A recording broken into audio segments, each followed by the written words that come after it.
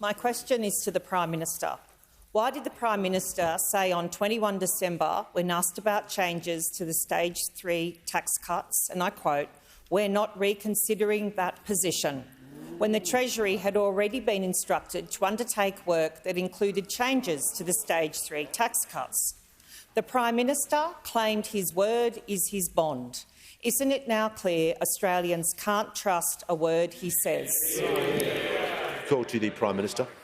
Thanks very much, Mr Speaker. I assume that the member who asked the question is voting against our plan. That's right. I assume, because unless she is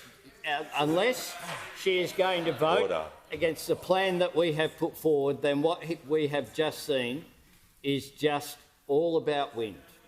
All about wind, all about hypocrisy. Members on my left. Because we changed our position through a proper cabinet process. I know that those opposite don't recognise what a proper cabinet process might look like, because they became, the longer they were in office, more and more dysfunctional. The Manager of They allowed themselves to have a cabinet committee with one member on it. One member on it. They sat back and allowed, and the former Deputy Prime Minister has said that he was aware of the former Prime Minister holding multiple portfolios. And Order. The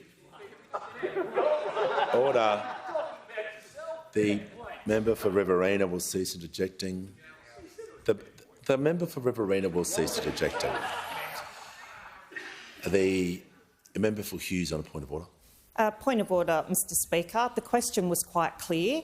It went to the Prime Minister saying we're not reconsidering our position on the Stage 3 tax cuts, and asking why is it not clear that Australians cannot trust a word he says.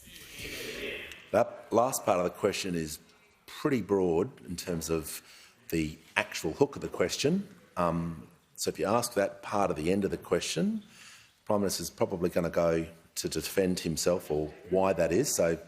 But I'll listen carefully to make sure he's being relevant. It's not just a 3-minute. The Prime Minister has the call.